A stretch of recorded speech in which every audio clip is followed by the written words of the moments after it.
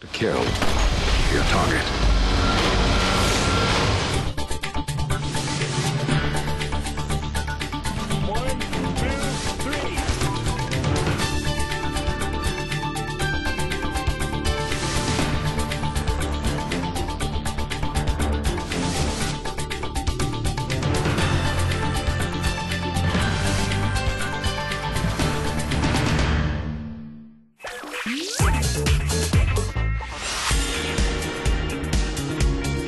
한 주간 인터넷과 뉴스를 뜨겁게 달군 과학 이슈들을 한눈에 정리해드립니다.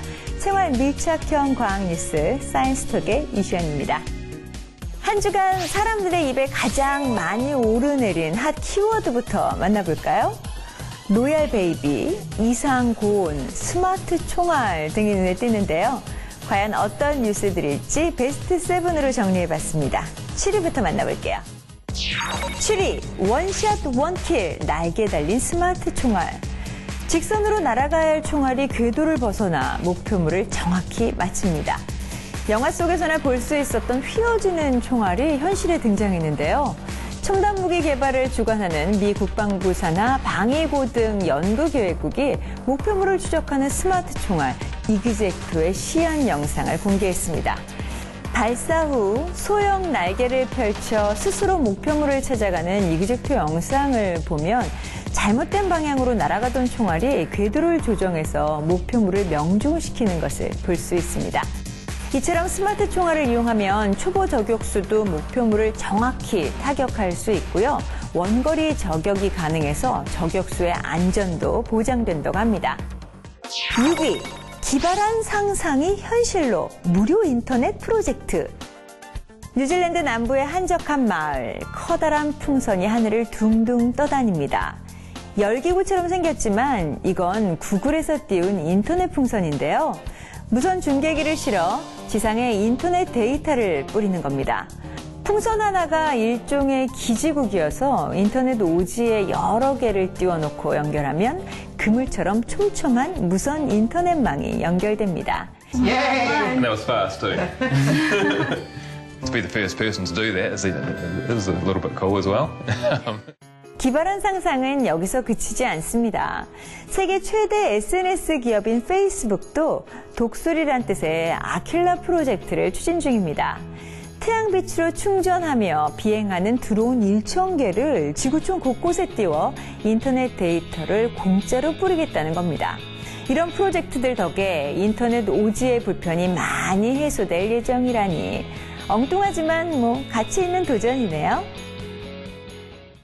일반적으로 우리나라에서 산후조리하면 출산 후에 미역국을 먹고 몸을 따뜻하게 하며 3, 7일 동안 외출을 금하는 것을 떠올리는데요. 지난 2일 딸을 출산한 영국의 케이트 미들턴 왕세 좀비가 10시간 만에 대중 앞에 나타나 서양의 남다른 산후조리법에 관심이 쏠리고 있습니다. 5위, 동서양의 산후조리 어떻게 다를까? 영국 왕실에 25년 만에 공주가 탄생했습니다. 눈길을 끈 것은 딸을 안고 대중 앞에 나타난 케이트 미들턴 왕세 좀비였는데요. 출산 10시간 만에 총알 퇴원을 한 건 물론이고요. 세팅된 머리에 매니큐어, 하이힐까지 머리부터 발끝까지 완벽한 모습입니다. 한간에서는 당일 출산이 맞냐라는 의혹까지 불거졌다고 하네요. 출산 후 실내 온도부터 먹는 음식까지 신경 쓰는 동양과 달리 미국이나 유럽 대부분의 산모들은 평소 생활과 다를 바 없이 지낸다고 하는데요. 동서양의 산후조리법, 왜 차이가 나는 걸까요? 백인계 여성들의 골반은 아시아계 여성에 비해 넓고 둥글어서 출산이 더 유리합니다. 또 아시아계 여성은 근육량이 적어 외부 온도에 민감하게 반응하기 때문에 몸을 따뜻하게 하는 산후조리 문화가 생겨난 겁니다. 결국 옳고 그름의 문제가 아니라 인종과 문화에 맞게 산후조리 문화가 발전한 거죠. 4위, 완전 인공심장 상용화 앞두고 빨간불. 카르마는 완전 인공심장을 수년간 개발, 동물 실험을 거쳐서 프랑스 정부로부터 인체 이식을 진행할 수 있는 허가를 받았는데요. 지금까지 주로 이식한 인공심장은 좌우 심실 가운데 한쪽을 대신하는 보조심장이지만 카르마가 개발한 이 완전 심장은 전체 기능을 대신하며 기존 인공장치의 주요 부작용을 줄였다는 주장입니다. 하지만 지난 2일 프랑스에서 두 번째로 인공심장 이식 수술을 받은 환자가 수술 8개월 만에 숨진 것으로 드러났는데요. 앞서 첫 번째 이식 환자는 수술 후 75일 만에 심장마비로 사망한 바 있습니다. 수많은 심장병 환자들의 희망으로 떠올랐던 인공심장. 하지만 이식 수술을 받은 환자 2명이 수술 1년 내에 사망하면서 그 안전성이 도마 위에 올랐습니다.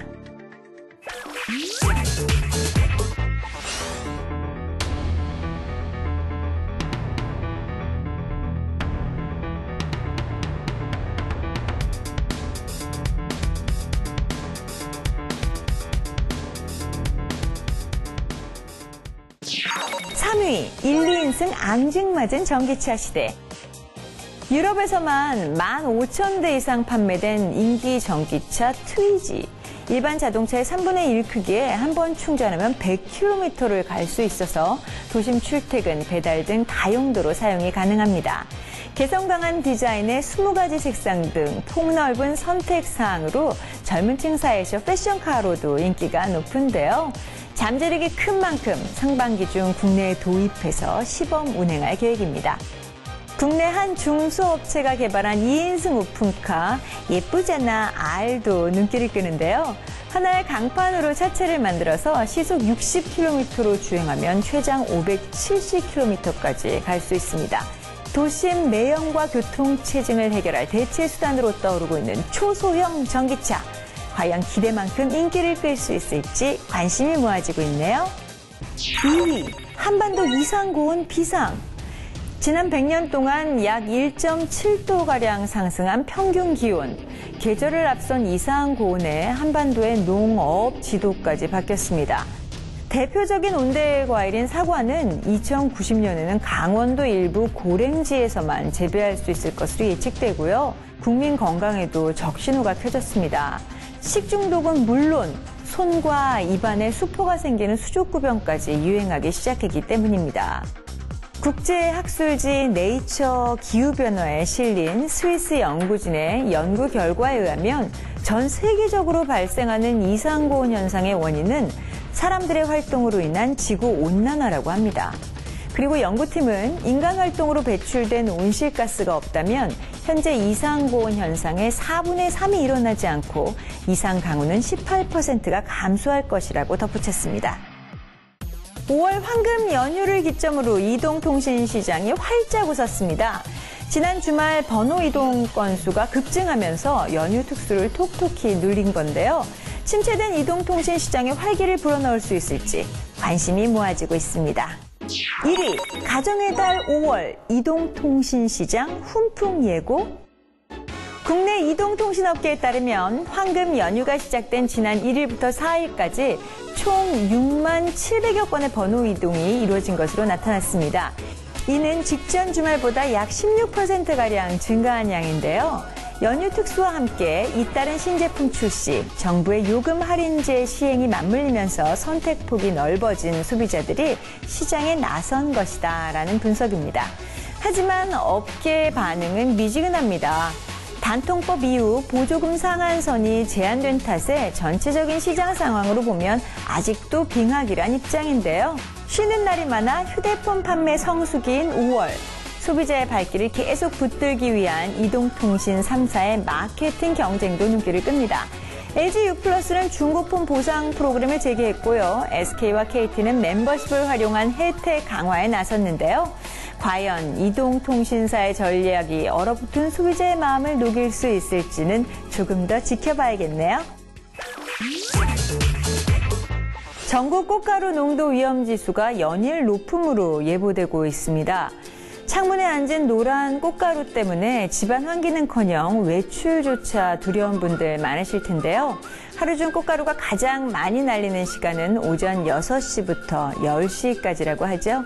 이때는 야외 활동을 삼가하고요. 외출을 해야 한다면 선글라스와 마스크를 착용하시는 것이 좋을 것 같습니다. 사이언스톡, 저는 다음 시간에 다시 찾아뵐게요. 고맙습니다.